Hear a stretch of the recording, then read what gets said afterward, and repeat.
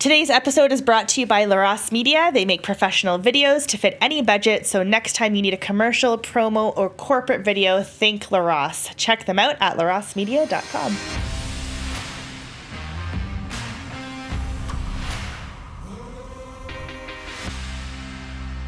Hello and welcome to the Stinking Albatross Podcast. My name is Alissa Globe, and I'm here for another round of the... Sorry, I don't know what I'm doing. We're going to keep that. No, we're going to keep it. Tell them what we were talking about before we got on. You show them your shirt. It's got owls on it. Mm-hmm. What is a group of owls called? What, Scott? A parliament. Is that right? Yeah. I had no idea. Is that for today? There you go. You came prepared. Well, we're here. It is time for our podcast. Really Happy botched. Pride. Really botched that intro. Yeah, Happy Pride. Yeah. Reclaim the rainbow, everybody. Yeah, so The reading rainbow. how's your life? My life is awesome because I'm on pat leave and it is so hot here right now in Southern Ontario. So we've just been going outside basically every day. We just purchased our double stroller. Did you guys have a double stroller? I can't remember. Oh man. So we got a double stroller, and then friends of ours gave us another double stroller, but it's side by side. So the one that we have is like the carriage is at the top, and then there's like a big seat.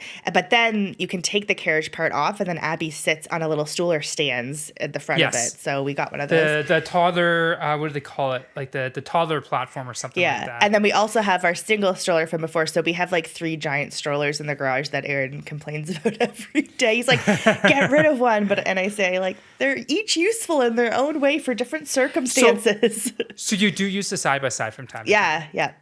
Okay. Do you have a preference between side by side and one above the other? Well, the side by side one is really, I think it's a little bit older because it was gifted to us. So it's a little heavy duty, where the one that we just bought is sleek and is easier to push. And Abby likes to jump off and jump on and do her own thing. She's quite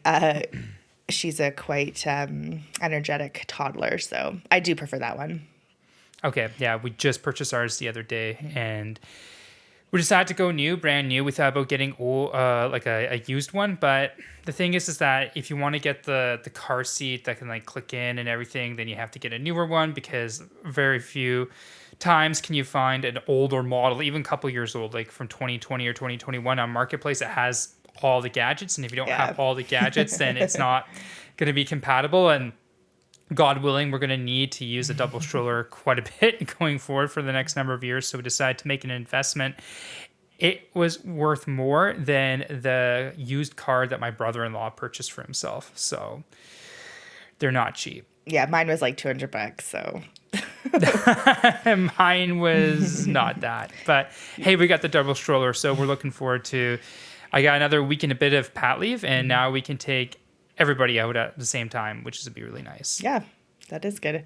So that's your big announcement for the... That's a big change for the last 2 weeks. Oh, how about you? The one thing that I don't know if you know this or not, because it happened like an hour ago as of recording, but Brad Treliving, who was It didn't happen an hour ago. It happened like yesterday. Was that yesterday? Yeah. The announcement.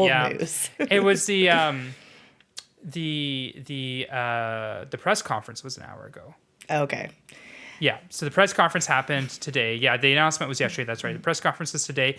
And then during the press conference, I believe I saw, and I might be getting my timelines mixed up because I can only check Twitter and stuff during nap time and whatnot. I think that Kyle Dubas, it was announced that he's going to be the GM for the Pittsburgh Penguins. Yeah, something like that. I don't know if that's like for sure or not, but good luck, bro. Yeah, like that's exciting. I think we always like when Calgary and Toronto switch players or switch coaches or GMs or whatever, because we are both a Calgary Flames and a Toronto Maple Leafs household. So it's an and both situation. Yes, it is. Yeah.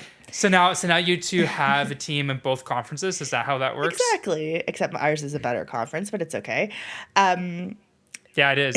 Okay, that's true, but it's also worse at the same time because Boston went crazy this year.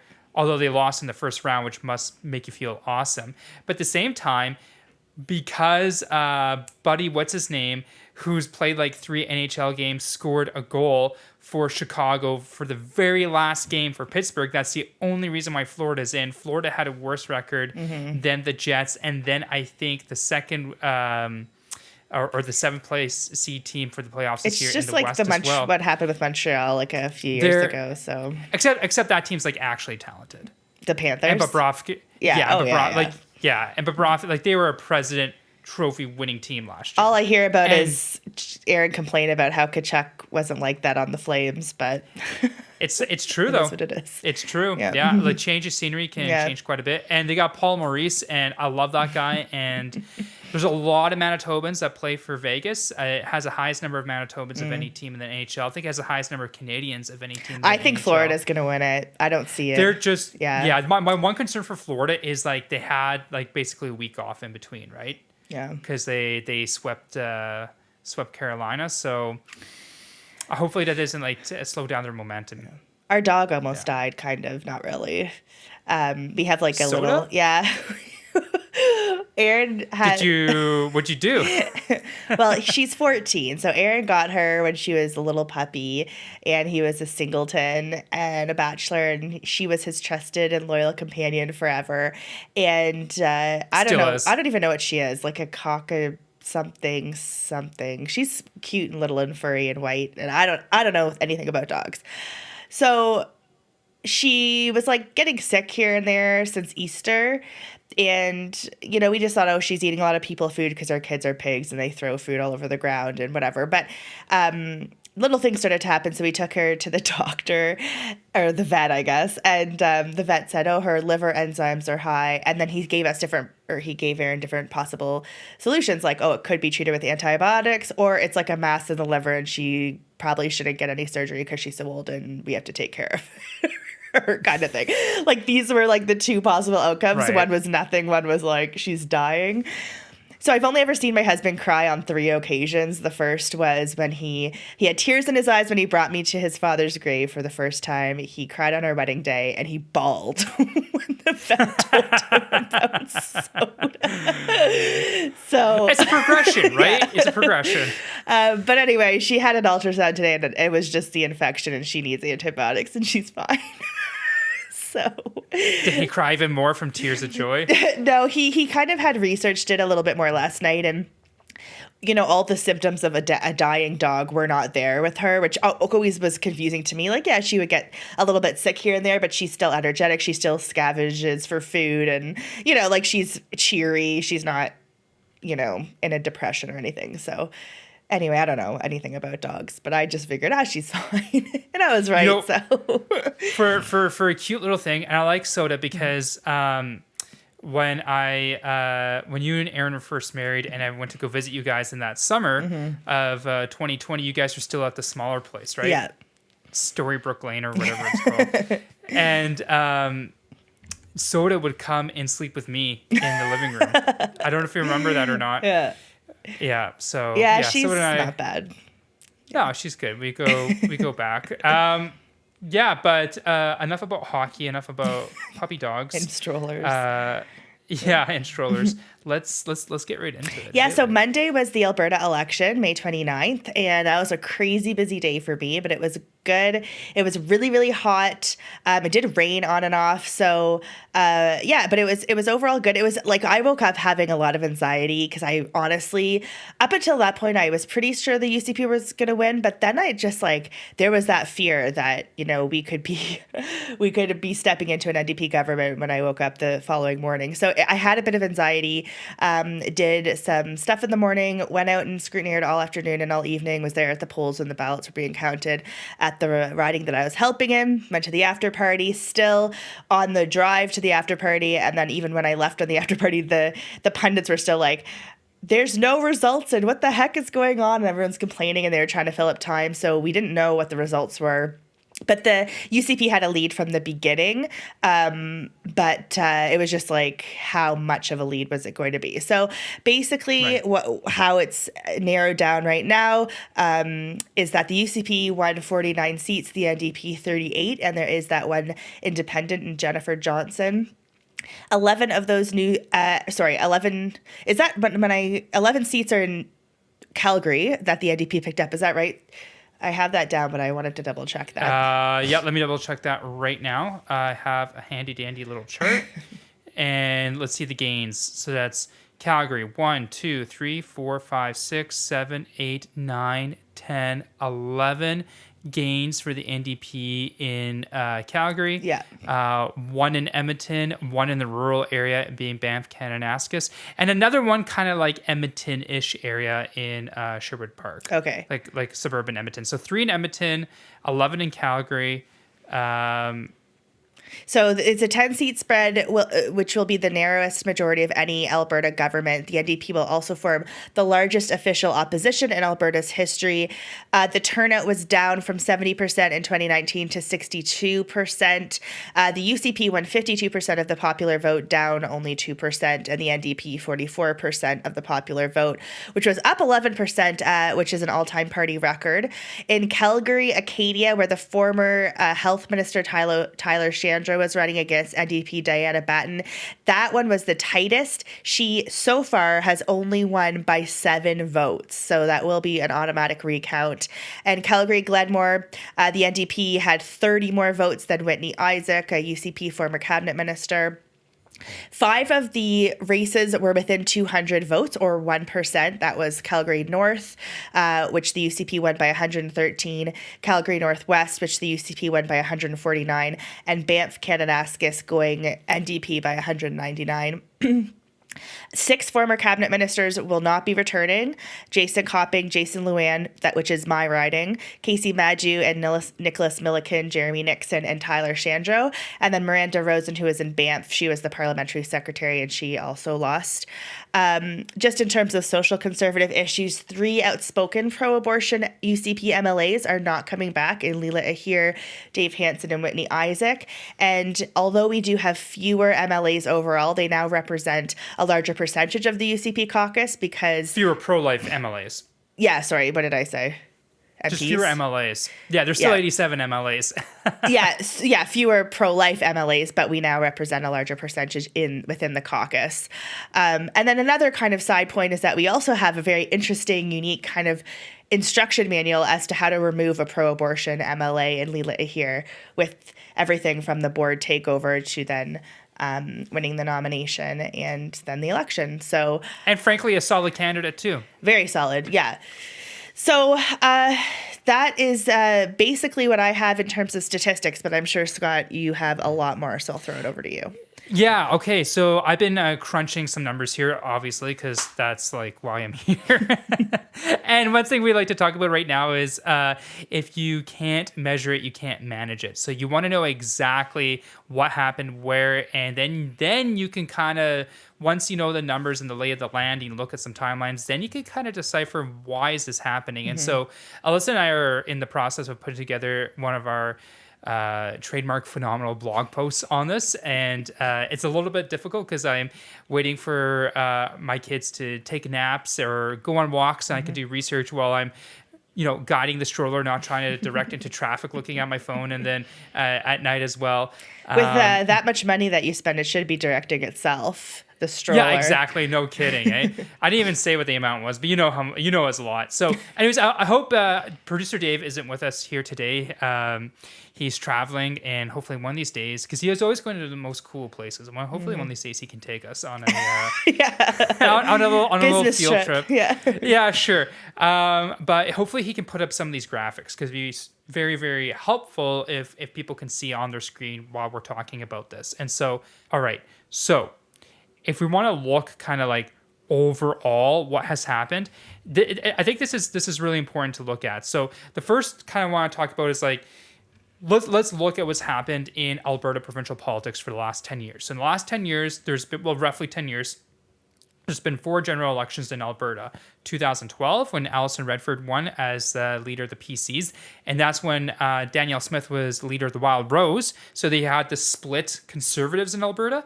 And then you have the 2015 election. That's the infamous election with the NDP government. You have 2019, which Jason Kenney absolutely dominated. And then you have, of course, 2023, which happened a few days ago. So here's a bit of a timeline. And if you can see, like, you can see the NDP from 2012 to 2023 just absolutely skyrocket. So in 2012, they had only 127,000 votes right across the province. In this election the other night, they had just under 800,000. So not only is it the almost the highest number of seats, not quite that the NDP have had, but it's the highest number of seats for any official opposition, like you said, in Alberta history. It's the highest percentage of the vote that the NDP has ever had. I think it's the highest percentage of the vote that any official opposition has ever had in Alberta history. It's also the highest total number of raw votes. And you can kind of see that, like, and on this chart, I have both the Wild Rose and the PC numbers put together for 2012, 2015, and then obviously in 2019 and 2023, you have the UCP. They kind of hover between like just under 800,000 in 2015 to just over 1 million in 2012 and 2019. At this time in 2023, they were just under 1 million, I think 970 or 927,000. So the Conservative vote in Alberta, despite the fact that the population's gone from like, I think it was well under 4 million in 2012 to now over 4.5 million. The Conservative vote in Alberta has kind of stayed the same. But if you kind of take the Liberals and the Alberta Party and the NDP and put it together and say, okay, this is the united left, so to speak, like this is the left-wing vote.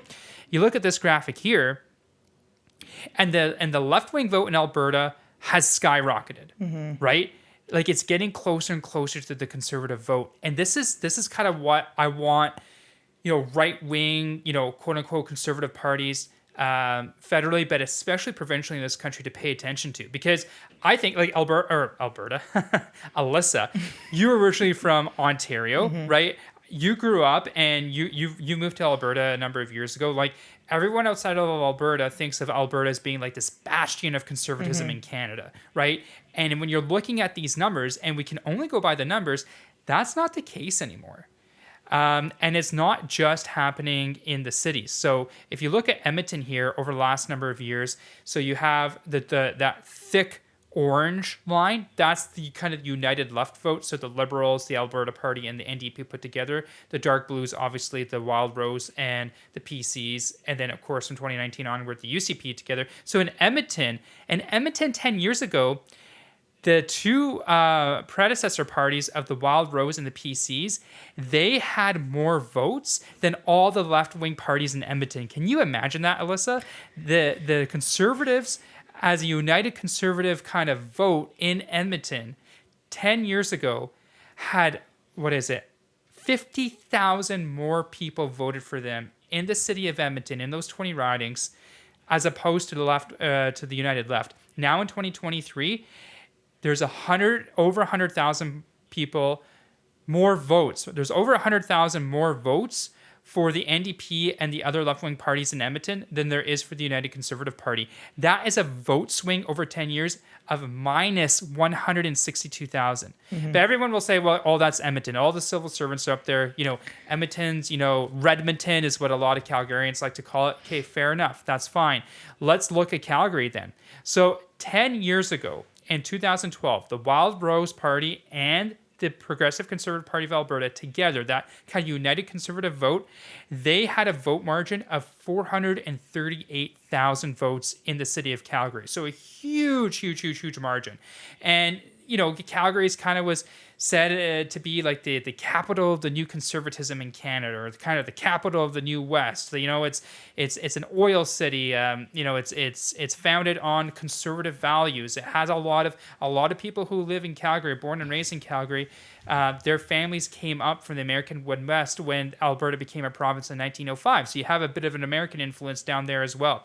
You went from a vote margin of 438,000 in 2012 to a vote margin, 248,000, so almost 250,000 votes margin in Calgary 10 years ago, 248,000, to in 2023, the other day, the Conservatives lost to all the left-wing political parties put together in Calgary. And even when you break up the left-wing political parties from the Alberta Party, the Green Party, the Liberals, and just the NDP, even the NDP in the city of Calgary, for the first time ever, the NDP beat the Conservatives alone.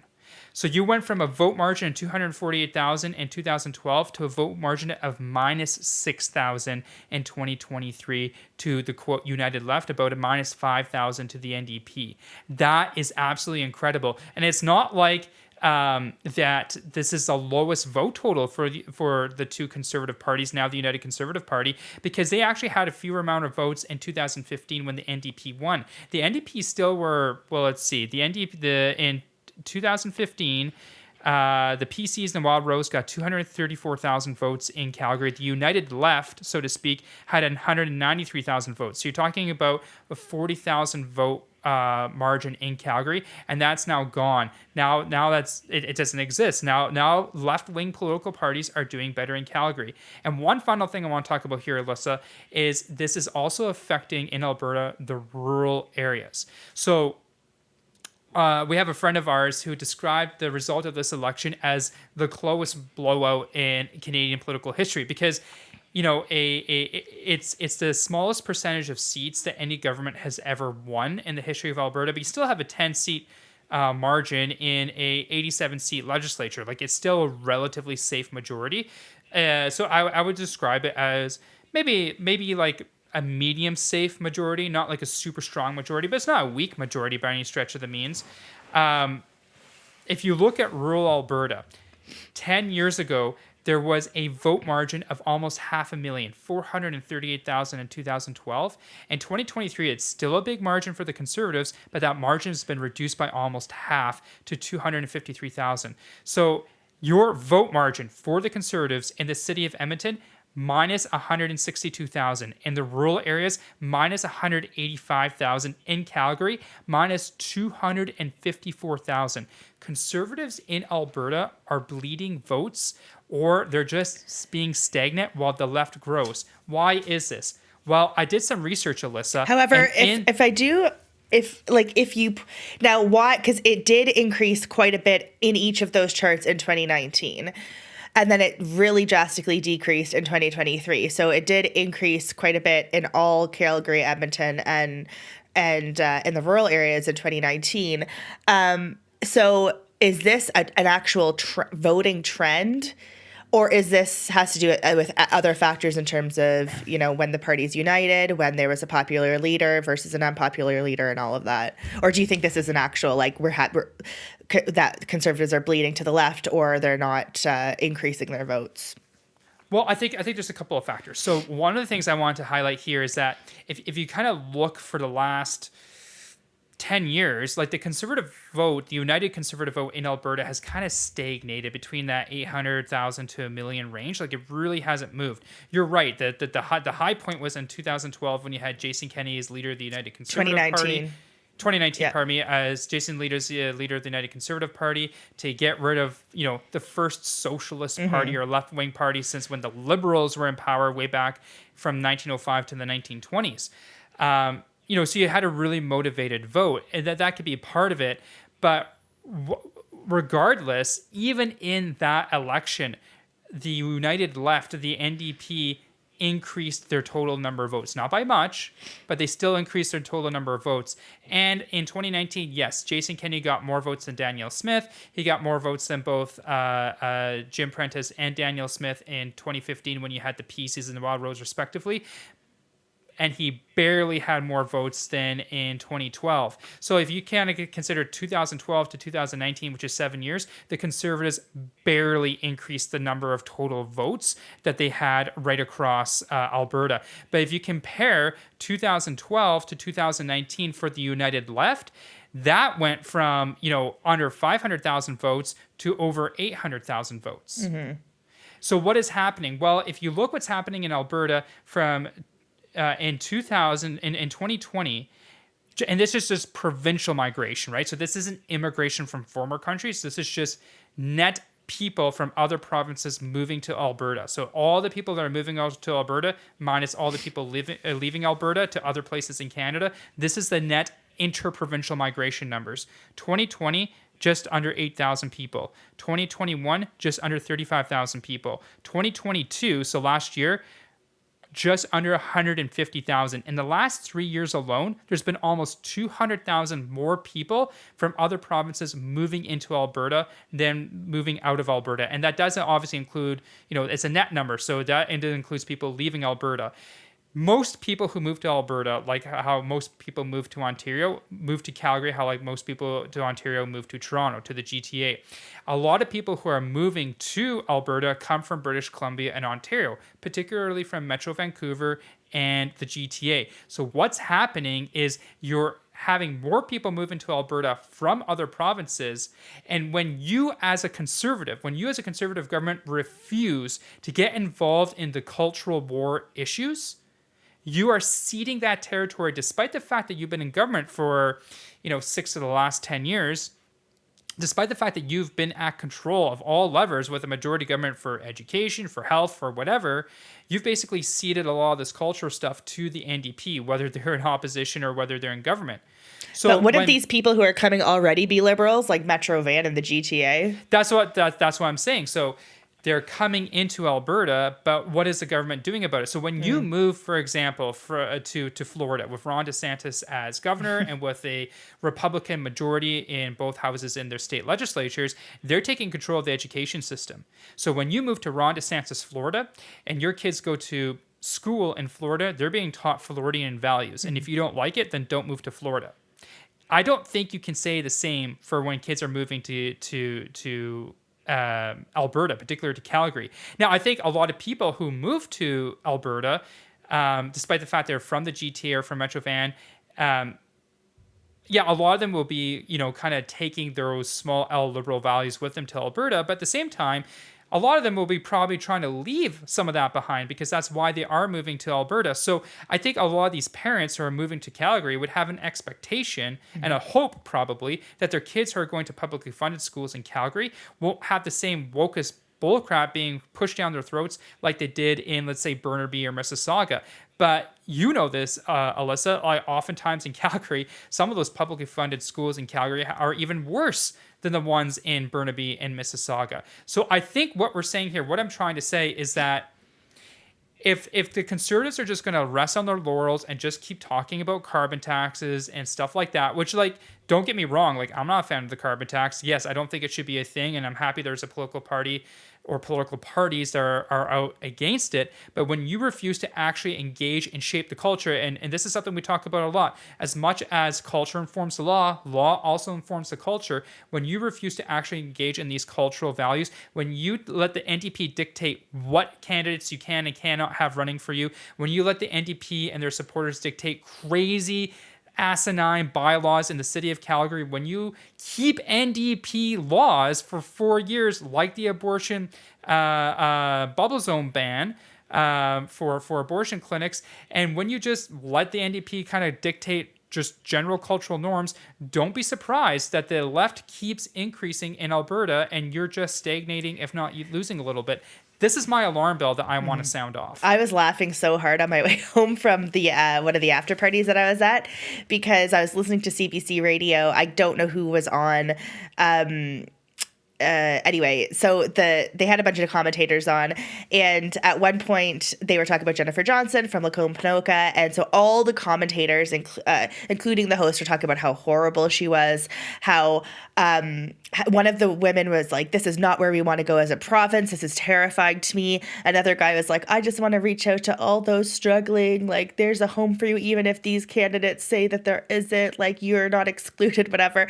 And then at the very end of this long spiel, 10 minutes long, the host then says, "Yes, Jennifer Johnson, with a crushing defeat of over 70% of the vote." And I'm like, you guys are so off base. A controversial candidate who didn't have the support of her riding or the province wouldn't have won with 70%. It's just hilarious. It didn't even need to be said because the cognitive dissonance was so obvious. Yeah, it's it's just concerning to me, Alissa, because I think this applies to other provinces as well. Because if this is happening in Alberta, if this is happening in the city of Calgary, and we saw like the United Conservative vote lead in rural Alberta has been cut in half over the last 10 years. There's an obvious trend line that is happening. And conservative parties in Alberta, conservative parties outside of Alberta, whether it be in Saskatchewan, the Saskatchewan party next door, the PCs in Manitoba, the PCs in Ontario, whatever it is, they have to wake up. And we're going to talk about a conservative video coming up here in a little bit. But like, wake up, because this is the issue du jour, right? I'm not saying for conservative parties to ignore economic issues at all.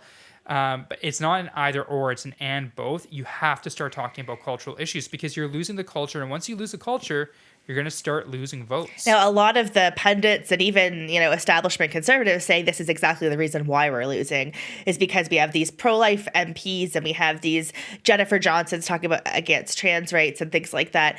We need to stick to the economic issues. That's the only way that we should be differentiating ourselves, and it's the only way that we can actually win without touching any of these toxic social issues. Yeah, and like they stuck to the economic issues in 2015, they lost government, right? Well, I mean, you had the two parties, they weren't united. You had some of that in 2019, but that was a bit of a special case, because you had both the NDP in Alberta provincially and then the Liberals federally in Ottawa under Justin Trudeau come in power at the same time within months of each other. And then you had basically a breakdown of the oil and gas sector in Alberta. So that actually made sense in that election to talk about those economic issues. Doesn't super make sense in 2023. And frankly, like, as time goes on, we're seeing, you look at news online, whether you look at, legacy media sources, or you look at, independent media sources, whatever the case might be, these kind of social, cultural issues is what's being talked about. People are talking about what happened to Bud Light and what happened to Target. People aren't really talking about, is there a budgetary deficit or not? I'm not saying the budgetary deficit isn't important, and good on Travis Toews for posting finally some surpluses for Alberta, but no one cares. And yet that's what you want to talk about. And when you kind of just keep ceding that territory, don't be surprised when you finally lose the city of Calgary, when you're starting to lose the rural areas. I mean, Lethbridge, where there's lots of Dutch Reform people. Lethbridge West was lost. I mean, it was lost last time too. Lethbridge East was almost lost. So it's time to wake up. Banff Kananaskis, right? And I understand that Banff is part of that riding, but that riding goes. Correct me if I'm wrong, Alissa, that riding goes right up to the western edge of Calgary. I think that riding goes right up to Hugs Your riding, does it not? Yeah, I believe so. Yeah. So like it's going right to the edge of the city. So it's not just like the town of Banff, right? There are conservatives. So yeah, and the NDP like barely won it. I get it, but the NDP won a rural seat. Yeah. Like an actual legitimate rural seat. Yeah. So like start paying attention and start talking about this stuff. And it's popular stuff. Absolutely. And it can easily be in a way that resonates with people. And you have to be prepared for your critics in the media and in the opposition. But that doesn't mean that you become more like them. People are looking for a different voice.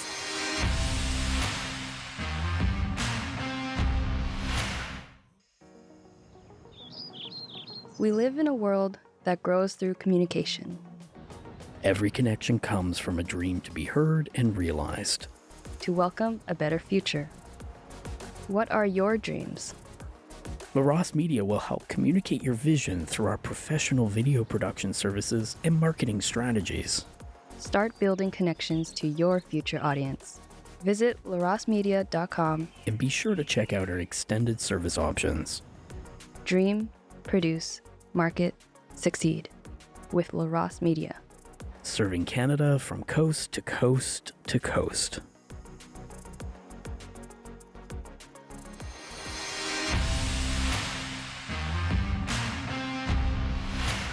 And so that brings us perfectly into our next topic, which Scott alluded to earlier, was that the Conservative Party of Canada recently put out a video. Is it actually called No More Woke?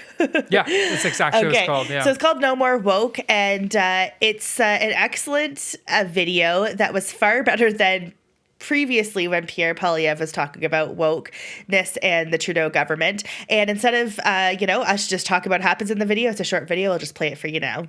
Too woke? Hey, Pierre Polievre, it's time for you to wake up. Cheers from a crowd of dozens as crews removed the statue of Sir John A. Macdonald from City Park in Kingston. The monument of Queen Victoria at the Manitoba Legislature has been taken down during a protest on Thursday. On the Ryerson University campus, the statue of Egerton Ryerson, the school's namesake, has been knocked over. Churches across the country have been targeted in a series of vandalism or arson attacks in recent weeks. He was fighting a fire at an historic church in Morinville. Instead of there being Mother's Day celebrations with cards like this one at a Quebec school, parents will be the center of festivities after teachers at La Chanterelle School in Quebec City made the controversial decision to replace Mother's Day. Shows them wearing bike shorts, a blonde wig, and tight tops over abnormally large prosthetic breasts in the classroom of Canada's passport is back in the news. This time, though, it's got nothing to do with delays. The passport is getting a makeover. The images are changing. The images on the pages inside that represent Canada. So they're changing. Think more natural landscapes and wildlife, less monuments and historical moments. So we'd like you to... we would like to say people kind, not necessarily mankind, because it's more inclusive. There we go. Woke has one purpose, only one purpose. Plenty of pretexts, but only one purpose: control. It is designed to divide people by race, by gender, by ethnicity, by religion, by vaccine status, and any other way that they can divide people into groups. Because why? Then you can justify having a government to control all those groups. No more woke.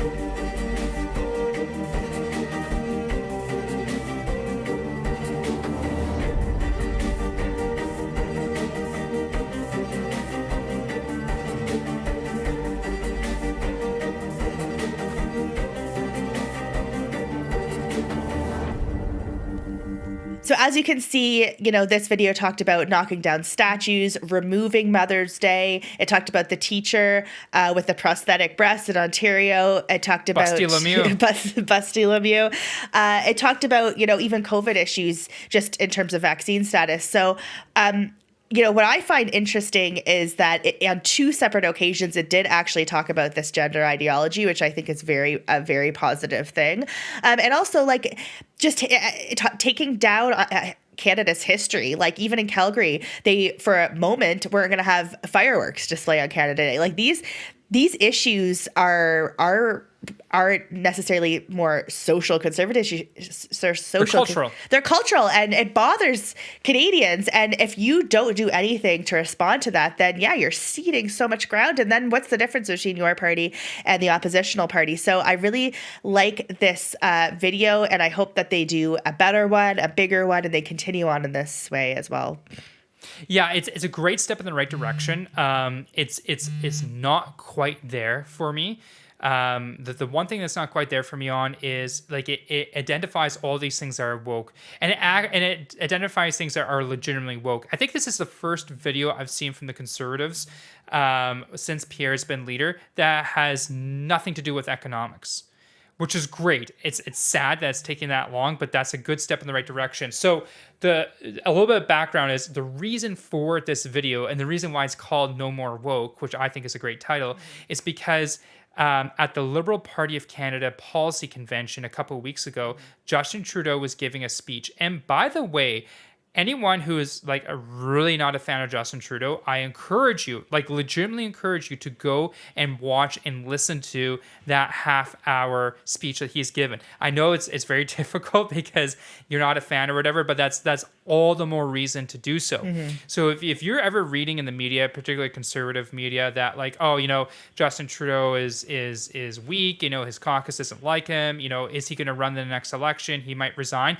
Go watch that video of that that speech, because that will play all that to rest. The guy is in fighting form. Take him seriously. He's already beat you 3 times. Take him seriously. And I hadn't seen him look that good, sound that good, conduct himself that well since the 2015 election campaign. And we all know what happened there, right? So I would say that Pierre's probably, you know, of the different opposition leaders that he's faced, one of, if not the strongest. I mean, we have to see, we haven't seen Pierre in a general election campaign yet.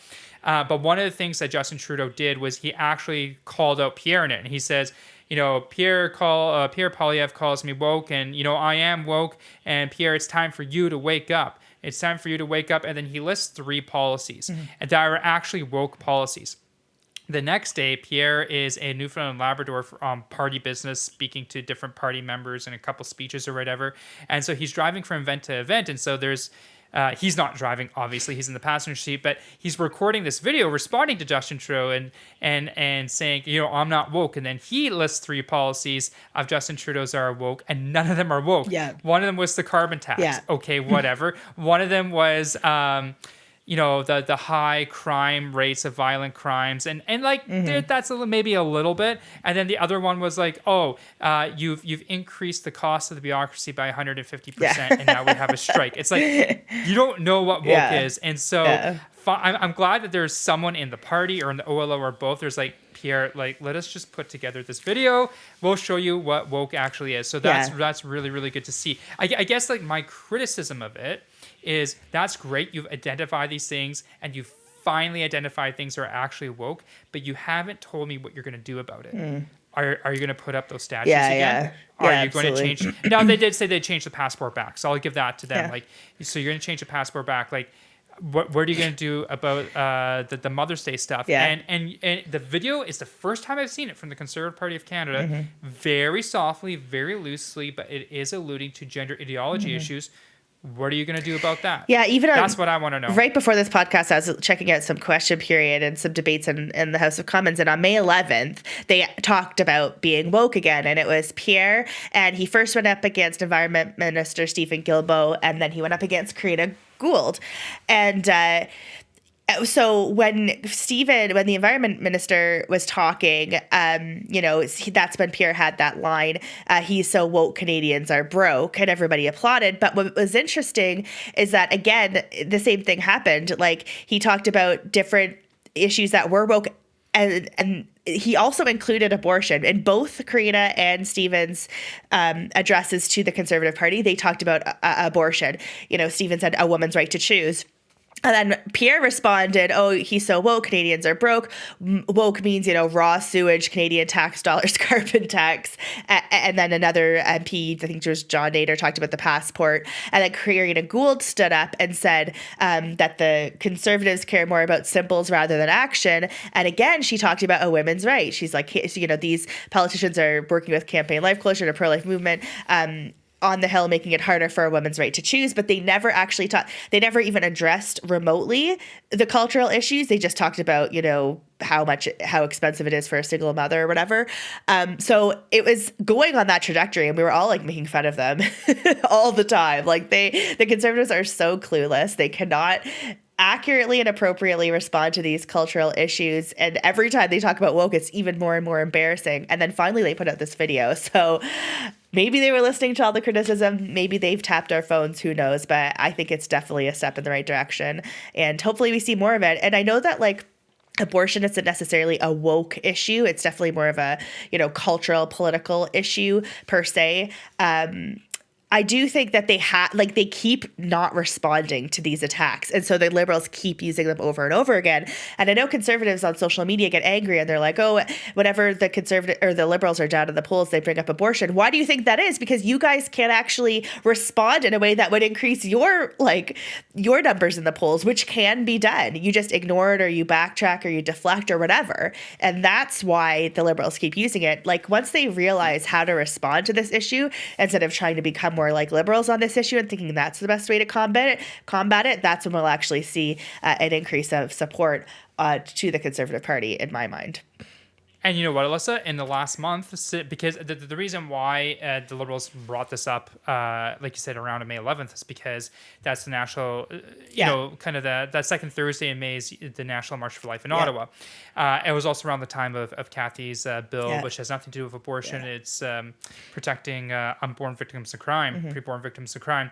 Anyway, so you know, red Tory type conservatives talk about like, oh, you know, they just bring this up because they're down in the polls. Well, guess what? They're not. They're still down a little bit in the polls, but their poll numbers have increased. I'm not saying this is the one and only reason, but like you were saying, Alissa, the reason that they use it is because it's not like their talking points are fantastic. Their talking points are actually they're from like 50 extreme. Years ago. Also, it's like get a new slogan, honestly. But it's like worse, right? Because like, you know, 30, 40, 50 years ago it was, you know, abortion should be safe, legal, and rare. Yeah. They're like, yeah, abortion for any time you want, for any reason, right up to the birthing process.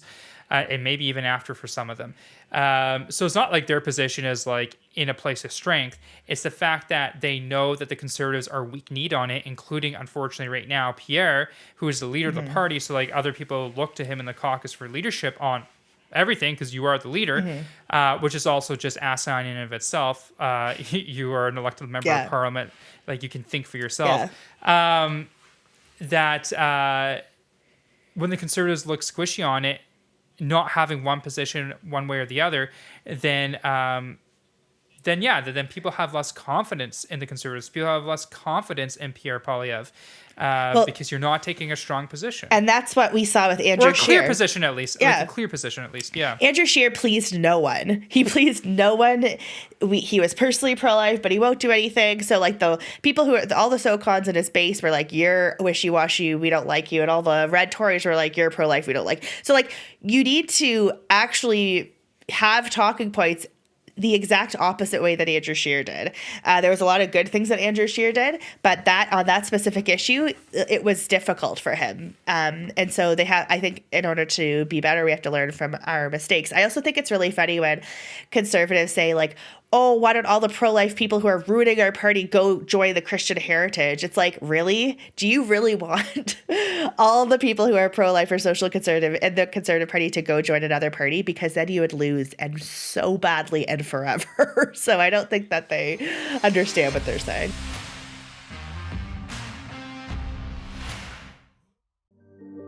Nature communicates with us in a universal language. The sunrise starts a new day. The sunset marks our accomplishments. The most beautiful communication is where the speaker and the listener match perfectly and understand the same message. Your future audience is waiting to hear from you. What message do you need to share? At LaRosse Media, we fashion beautiful communications through our professional video production services and marketing strategies. Create your own most beautiful message. Visit larosmedia.com and be sure to check out our extended service options. Dream, produce, market, succeed with LaRosse Media. Serving Canada from coast to coast to coast.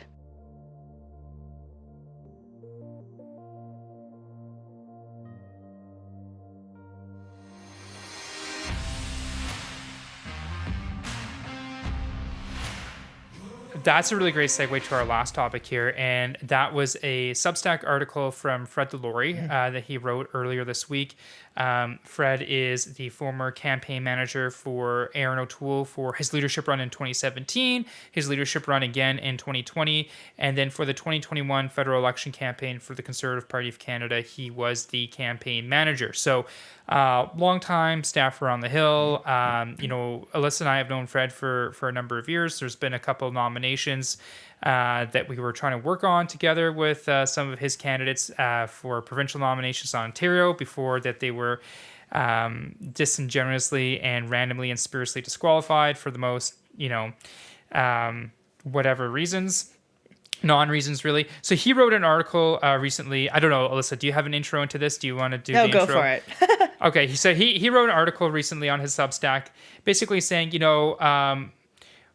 we need to kind of pay attention to what Maxime Bernier is trying to do, and the Conservatives under Pierre need to pay attention to the right flank while at the same time not, putting kind of all your resources into shoring up the right flank of your party, because you might lose stuff on the other end type of thing. So, in the article he was saying, if you read it, and maybe we can have a link to it, so Maxime Bernier, leader of the PPC, he is running in the rural Manitoba riding of Portage-Lisgar. So Candice Bergen was the former interim leader of the party.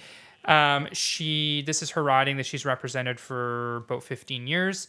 So she is resigning, not running in the next election, and resigned her seat. So now there's a by-election. So Maxime Bernier is running there. And a lot of people might wonder, why is Maxime Bernier, who's from Quebec, running in rural Manitoba? Well, the reason is because in the 2021 election campaign, believe it or not, Portage-Lisgar is where the PPC did the best in terms of percentage of the vote, just over 20%, and in total raw votes. So that's why Maxime Bernier is running there, because he's going to try and get more than 20%. A win for the PPC isn't necessarily winning that riding per se, but it's increasing the number or at least the percentage of the vote in the riding to show that the PPC still exists, that they have momentum, and that there are things that Pierre Polievre and the Conservatives are kind of leaving on the table. Now, it's interesting because the two candidates, the other candidate there, the Conservative candidate, Brandon Leslie, who I've known for years, we went to university together, he's using pro-life-ish language, very strong on assisted suicide. Interestingly enough, talking about not expanding it as opposed to not just not expanding it. He's not talking about rolling it back, but very strong language on not expanding it. And so... Yeah, he literally used the term culture of death. Which the liberal culture of death, and so... Fred Delory in his article is arguing that this by-election fight in Portage-Lisgar is kind of like the litmus, not a litmus test, but it's a bit of a barometer to, where do social conservatives in general stand with the party? Are they more with the Conservatives? Or are they still, a lot of them, with the PPC? And how's that going to affect things going forward? I don't necessarily agree with Fred on that for a couple of reasons. Like the one reason is because Maxime Bernier came out with a policy that said, the PPC would introduce legislation that would restrict abortion.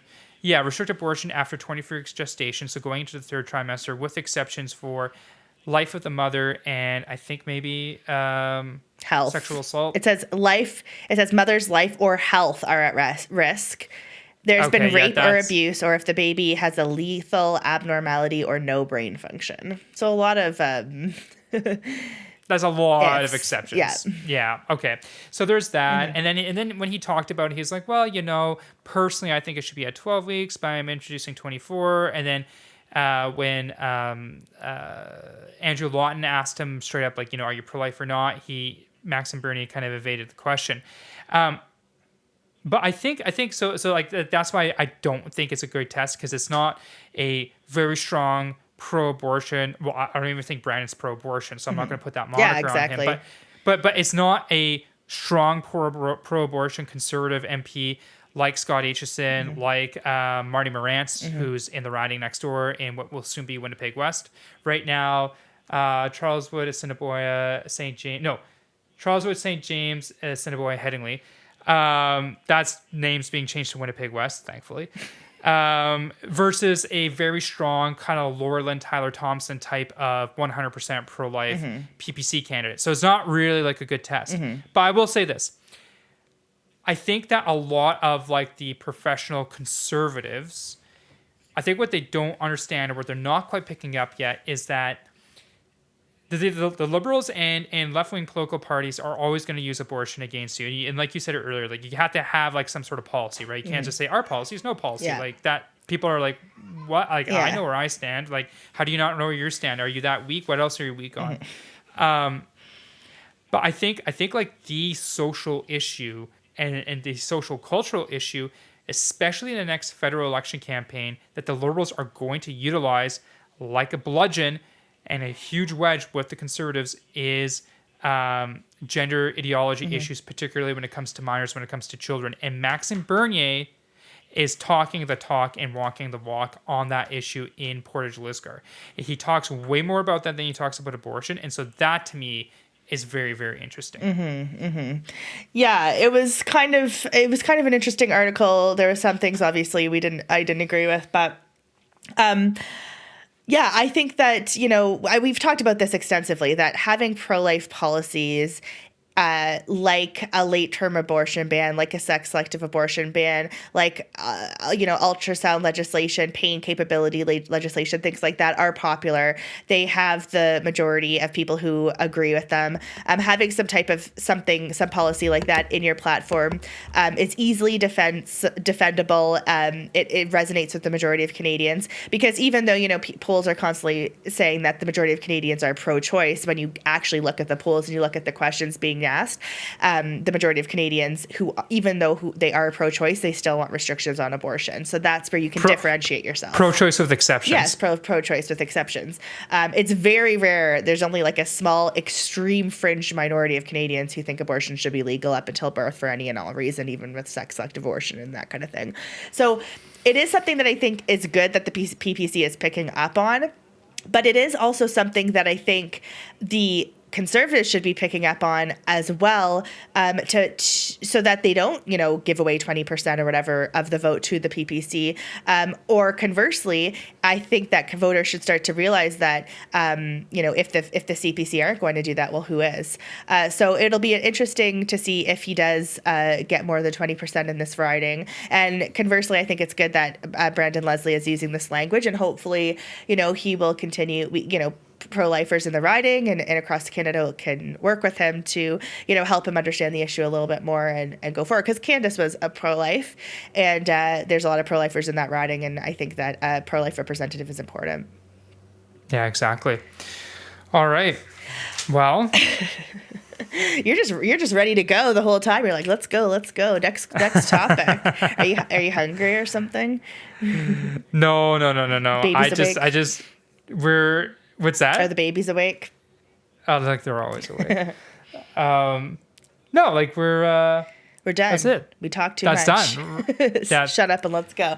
All right. Well, thanks for joining us for this podcast. You know the drill. Make sure you subscribe. Check out. And we're not doing things we love and things we hate. Oh, we are. I can make something. We don't up. have to. You can make something up. Oh, I have totally something that I like. Okay, you go first. It's now time for for things we like and things we hate. Oh my goodness. Something that I like, and like is a total understatement, is Fast 10. Oh my gosh, it was so good. I was so excited the entire time. And then if you're a really big fan of the Fast and Furious franchise, make sure you stay after the credits, because most epic post-credit scene in the world. And it's actually a two-parter because it's the final one. So it ends in This is the end? It ends in the cliffhanger, so then you'll go to Fast 10 Part 2, and that'll be the final one. Maybe next like summer? there's going to be a second film, or like this is no. This film ended in a complete cliffhanger. So there's going to be a second one of it's a 2-part final. Okay. So good. Oh my! How many years? The Rock did not nobody flexed their cast off in this one and says Daddy's got to go to work. But I'm really hopeful for the final movie. I forgot about that. How long has that series been going for? Oh, forever and ever. I have no idea when the first one, but I mean, yeah, there's 10 of them. Well, now there'll be 11. So. I'm gonna go watch that clip now. Oh, I watch it all. It's just my favorite thing of all time. It couldn't be. And then, you have to watch the post credit clip. But will you ever watch the movie, or can I spoil it? I'm gonna totally spoil it. I haven't even watched one of them.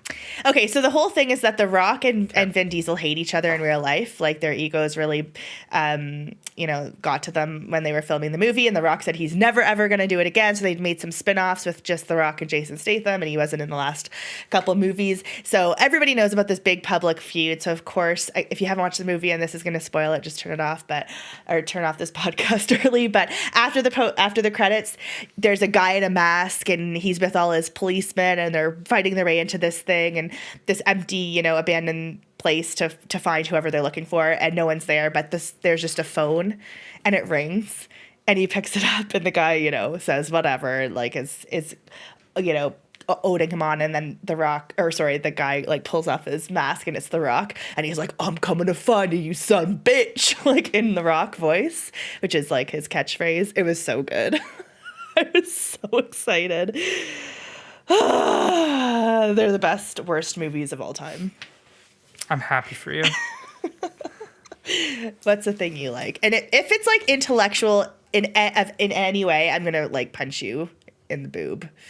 If what I like is intellectual, because I just went on for like 10 minutes about Fast and actually, Furious. what I like is somewhat related to The Rock, and that is next Friday is kickoff for the regular season for the CFL. So football's back. Oh yeah, very excited for that. So a lot of people don't know this, but The Rock was a running back for the Calgary Stampeders, and he got cut.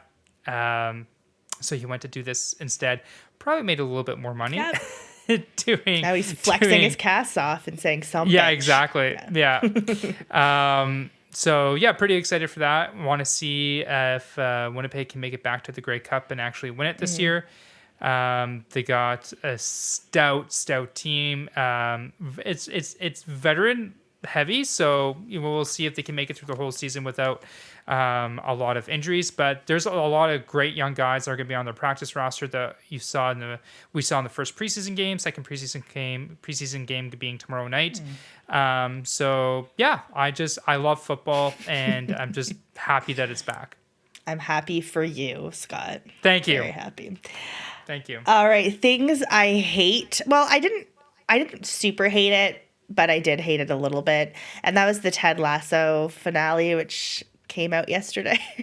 I just thought it was like very disjointed. The final season became so woke. There was a lot of side. Really? Yeah, there was a lot of side plots that just kind of were ridiculous. And then even, I mean, this isn't like super woke, but even in the the finale, the woman who owns the team, the soccer team, is starting like a woman's version of the soccer team or whatever, and they're all freaking out and happy, which like I don't know if that would actually happen in real life, but as a woman who played competitive soccer for most of my life, I thought it was sort of funny.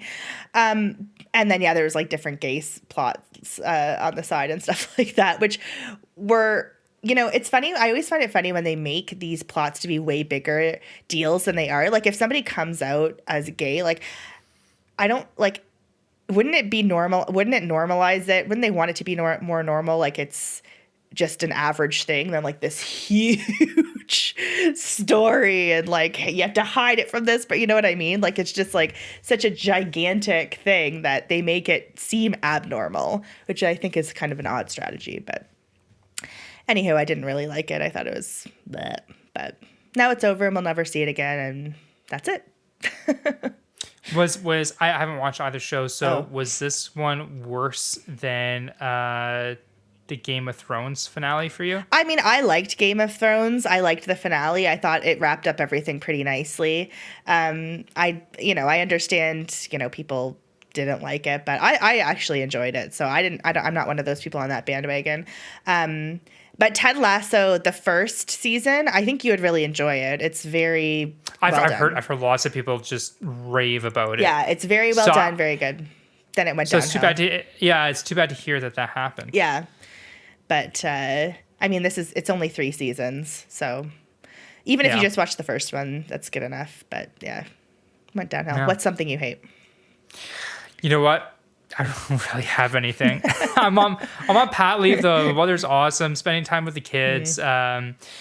Connected a little bit still with work, right? Mm-hmm. But most of the times with my family, we're enjoying our evenings together. Mm-hmm. We've had a few people come through, some good meals, some good beers. Here's something I hate. I hate that in Ontario we can't have 2,4-D, which is this wonderful more or less kind of growth hormone that targets specifically broadleaf plants. So what it does is it causes the plant to grow so quickly, so fast that it dies out, and it doesn't attack narrow leaf plants like grass.